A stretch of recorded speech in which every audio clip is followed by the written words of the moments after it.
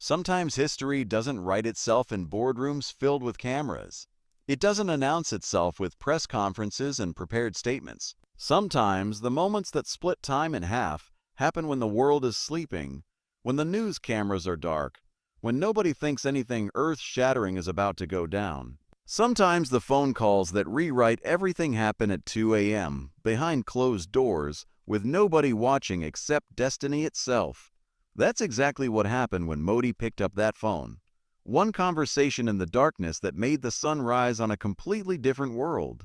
Most people think power moves happen on stages, with microphones and applause, with treaties signed under bright lights while diplomats smile for photographs. But real power moves in silence. Real power doesn't need an audience because it knows the whole world will feel the earthquake anyway. That night, Modi didn't just make a phone call. He rewrote the rules of the game while everyone else was still playing by the old ones. See, for decades, the global order worked like a private club. The same players at the same table, cutting the same deals, making the same assumptions about who gets to speak and who has to listen. They gathered in their marble halls, drew their lines on their maps, and told the rest of the world how the game was going to be played. And countries like India, we were supposed to nod, smile, and wait our turn like good students in the back of the classroom. But that night, Modi didn't ask for permission to speak. He didn't raise his hand and wait to be called on. He stood up, walked to the front of the room, and announced, "Class is over. We're teaching now." What made that call so dangerous to the establishment wasn't just what was said, it was who was saying it. Because when you've got 1.4 billion people standing behind your voice, when you've got a civilization that was building universities while others were living in caves, when you've got a nation that survived being looted for centuries and still rose up stronger, that's not just a phone call. That's a declaration of independence from the old world order. Picture this: somewhere in Washington, emergency meetings started at 3 a.m. In London, officials who thought they understood the global chess game suddenly realized half the pieces had moved while they weren't looking. In Beijing, strategists started rewriting their 5-year plans, because they all understood this wasn't diplomacy as usual. This was India announcing, "We're not waiting for 2030. We're not waiting for your approval. We're here now." The establishment trembled because they recognized something they thought they'd never see again: a nation that doesn't need their permission to be great. For generations, the script was simple. The West makes the decisions, everyone else adapts. China shows economic muscle. Everyone adjusts their trade policies. Russia flexes military strength. Everyone recalculates their defense budgets. But India that night, India said, "We're done adapting to your moves. From now on, you adapt to ours." That's what made that call historic. It wasn't aggression. It was something far more powerful than that. It was certainty. The kind of certainty that comes from knowing you don't need to copy anyone else's playbook because you've got your own. India wasn't trying to become the next America or the next China. India was saying, "We are India." And that's enough to change everything. Let me paint the picture for you.